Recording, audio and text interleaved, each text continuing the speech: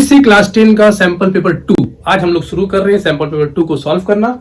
सबसे पहला क्वेश्चन है A B C D are two common tangents to circles. A B C D दो common tangent है दो सर्कल में, दोनों सर्कल एक दूसरे को टच कर रहे हैं पॉइंट सी पर। सी एक पॉइंट है जहां पर दोनों सर्कल एक दूसरे को टच कर रहे हैं। डी जो है, ये जो टेंजेंट में एक वर्ड यूज किया डी सी डी, तो डी लाई कर रहा है ए बी के ऊपर। ए बी एक कॉमन टेंजेंट है, बी सी डी भी कॉमन टेंजेंट है। पॉइंट डी ए बी के ऊपर है और CD का वैल्यू दिया गया 4, तो पूछा गया कि AB का वैल्यू क्या होगा। सबसे पहला काम कि हम लोग दो सर्कल बना लेते हैं। ये एक सर्कल बना लो और फिर ये दूसरा सर्कल बना लो।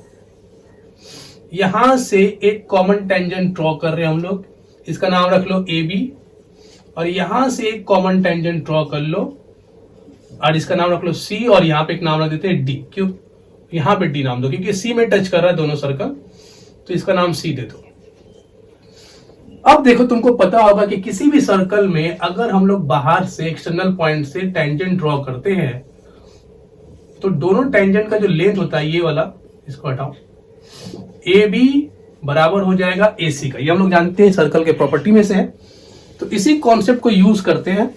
सबसे पहले हम लिखते हैं कि ए डी बराबर हो जाएगा डी सी का फॉर दिस सर्कल, और इस सर्कल के लिए हम लोग बोल सकते हैं कि बी डी ये बराबर हो जाएगा डीसी का। अच्छा, डीसी बोलो या सीडी बोलो, एक ही बात है, तो इसे सीडी लिख देते हैं हम दोनों को, सीडी और यहां पर भी सीडी। ठीक है, अब जरा देखो, इन दोनों को जब ऐड करेंगे तो क्या मिलेगा? AD plus BD is equal to 2CD। अच्छा, एडी प्लस बीडी मिलके तो एबी बन गया। AB is equal to 2CD। ठीक है, और सीडी का वैल्यू कितना दिया था? 4, तो 2 इंटू 4 ये कितना हो जाएगा? 8 सेंटीमीटर। तो AB का वैल्यू कितना आएगा? 8 सेंटीमीटर, ऑप्शन बी।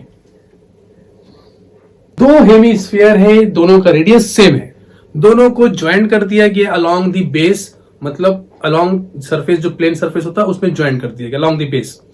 पूछा जा रहा है कि जो नया स्ट्रक्चर तुमको दिखेगा, नया जो शेप दिखेगा, उसका कर्व सरफेस एरिया कितना होगा। तो बच्चों, ये बहुत सिंपल सा क्वेश्चन है भाई, कि अगर दो हेमिस्फीयर को ज्वाइन करेंगे तो ये बन जाएगा एक स्फीयर, और स्फीयर का सरफेस एरिया का फॉर्मूला होता है 4 पाई आर स्क्वायर। तो option D is the correct option. Copy कर लो सर। यहां पर एक प्रोबेबिलिटी का क्वेश्चन दिया गया है कि असैसिनेशन एक वर्ड है और उसमें जो वॉवेल्स है, उन वॉवेल्स का प्रोबेबिलिटी है 6/2x+1। तो पूछा गया कि x का वैल्यू क्या होगा। तो यहां पर अगर हम लोग, मैंने ऑप्शन लिखना भूल गया, मैं, कोई दिक्कत नहीं, मैं सॉल्व कर लेता हूं। तो x का प्रोबेबिलिटी, x का वैल्यू क्या होगा, ये पूछा गया। तो बच्चों यहां पे ध्यान दो, वॉवेल्स है कितना? 1 2 3 4 5 6, तो 6 वॉवेल है, तो ऊपर में 6 लिखते हैं। और टोटल नंबर कितना है? 1 2 3 4 5 6 7 8 9 10 11 12 13 लेटर्स टोटल है, तो नीचे 13 देंगे।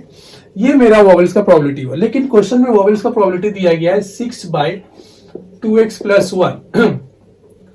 तो यहां से अगर 6 को कैंसिल कर लेते हैं तो 2x+1 को हम लोग 13 लिख सकते हैं, 2x को 1 को उधर भेज के 12, तो x का वैल्यू कितना आएगा? 6। तो x इक्वल टू 6 ये आंसर होगा।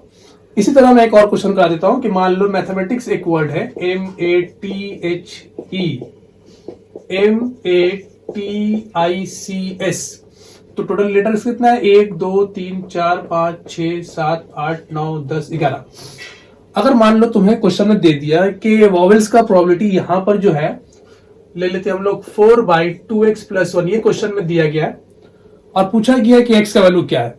तो हम लोग जानते हैं कि वॉवेल्स का प्रोबेबिलिटी जब हम लोग यहां से निकालेंगे तो 1 2 3 4 वॉवेल्स है, तो 4/11 हो जाएगा, क्योंकि वॉवेल्स जिस चीज का प्रोबेबिलिटी आपको चाहिए उसका नंबर ऊपर और टोटल नंबर हम लोग नीचे लिखते हैं, तो 4/11 हो गया। लेकिन क्वेश्चन में जो प्रोबेबिलिटी दिया वॉवेल्स का, वो 4/2x+1 दिया, तो इन दोनों को इक्वल कर देंगे।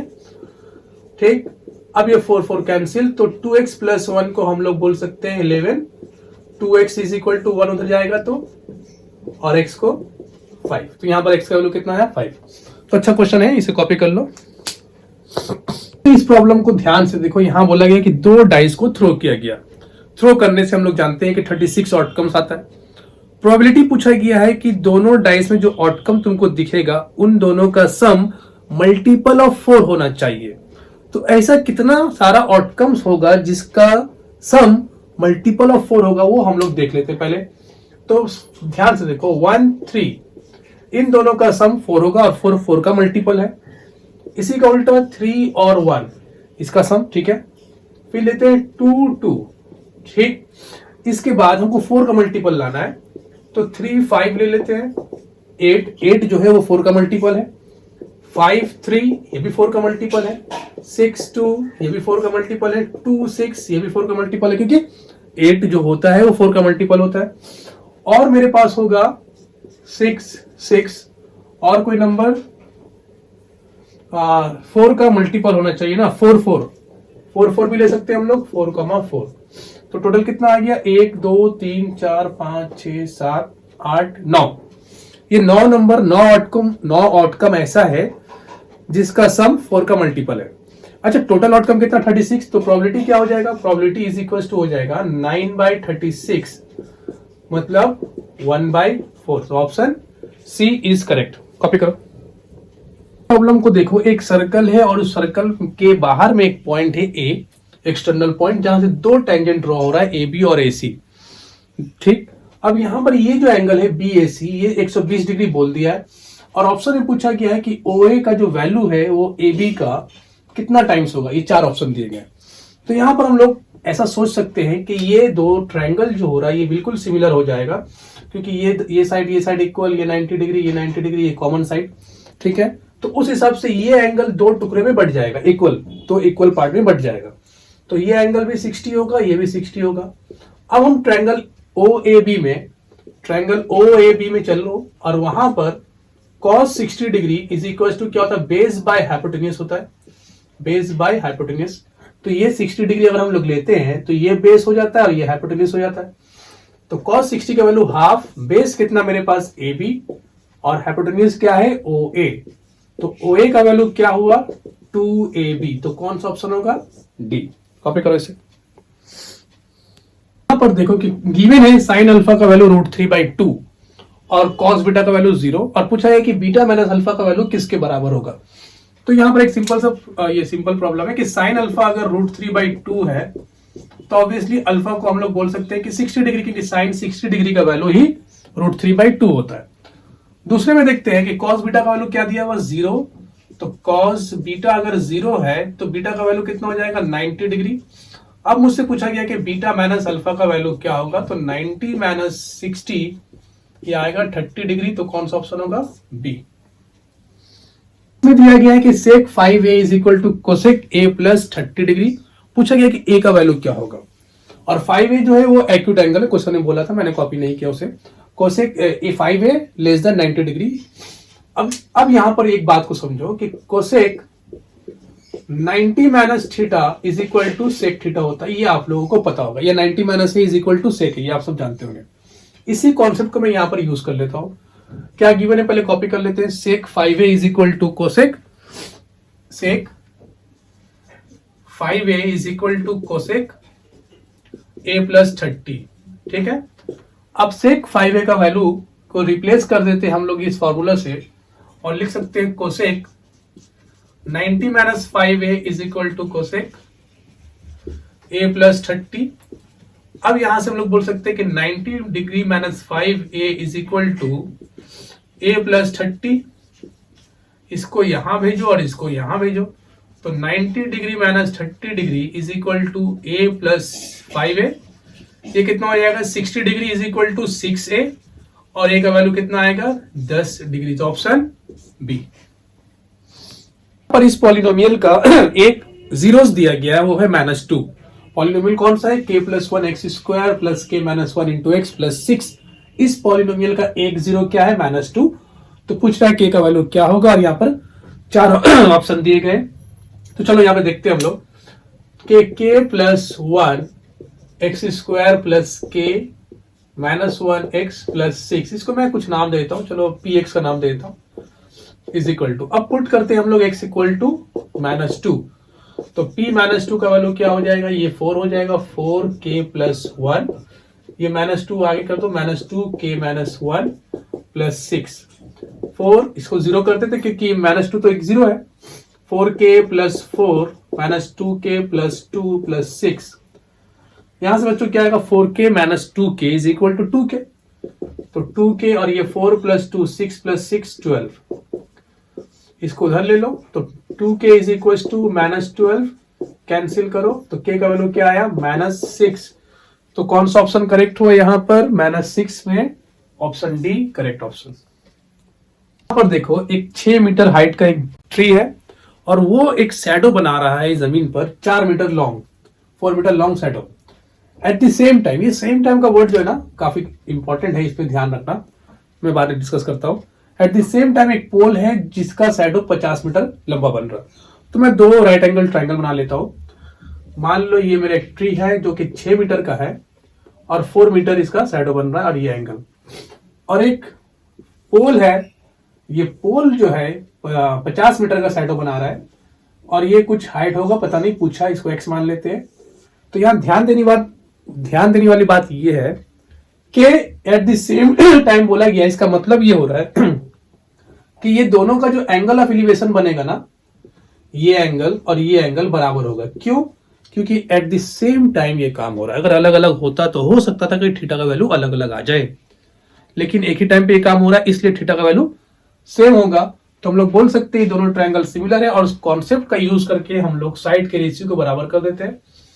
तो 6/x इज इक्वल टू 4/50, ठीक है, इसके परपेंडिकुलर बाय इसका परपेंडिकुलर, फिर इसका बेस बाय इसका बेस। अब यहां पर एक काम कर लेते हैं, इसको कैंसिल करो, 2 25 और ये 2 3, तो क्रॉस मल्टीप्लाई कर लो, x का वैल्यू कितना आएगा 75 मीटर। पर देखो कि एक रॉड है और उस रॉड के लेंथ और उसके शैडो का रेशियो दिया गया 1:√3, सॉरी 1:√2, और पूछा गया कि एंगल ऑफ एलिवेशन क्या होगा। पहला ऑप्शन 30, 45, 60 या 15 डिग्री। तो यहां पर हम लोग एक रॉड बना लेते हैं। मान लो ये रॉड है और ये उसका शैडो, लेंथ ऑफ शैडो है। अब यहां पर देखो ये एंगल ऑफ एलिवेशन का सवाल पूछा जा रहा है कि क्या होगा। हम लोग ऐसा करते हैं कि इन दोनों को लेट कर लेते हैं कि लेंथ को हम लोग मान लेते हैं, लेंथ ऑफ रॉड को के 1 है तो 1 के मान लिया, और लेंथ ऑफ शैडो को हम लोग मान लेते हैं √2 के। तो ये रॉड को यहां पर के बैठा देते हैं और यहां पर √2 के बैठा देते हैं। अब मुझे ये थीटा निकालना है, तो मैं क्या करता हूं कि tan theta is equal to perpendicular by base होता है तो k/√2 के, तो k कैंसिल, तो 1/√2, 1/√2 tan कितने डिग्री में देता है हम लोग जानते हैं कि tan 1/√2 जो है 30 डिग्री में तो नहीं देगा, 45 में भी नहीं देगा, 60 में √3 देता है, तो tan के केस में ये नहीं आएगा। तो ये ऑप्शन जो है, इस क्वेश्चन को थोड़ा सा मैं चेंज कर लेता हूं, इसे मैं √3 कर देता हूं, ठीक है। तो ये √3 जब कर देंगे तो ये आ जाएगा √3, और 1/√3 कितने डिग्री में आता है तो हम लोग जानते हैं कि 30 डिग्री, तो थीटा का वैल्यू कितना हो जाएगा 30 डिग्री। तो फिर कौन सा ऑप्शन होगा? ए, ठीक, ओके, कॉपी करो। सर्कल है, उसका रेडियस डिक्रीज हो रहा है 10% से, तो पूछा गया कि एरिया कितने परसेंट से डिक्रीज हो गया। अगर रेडियस 10% घट गया है तो एरिया कितना परसेंट घट गया।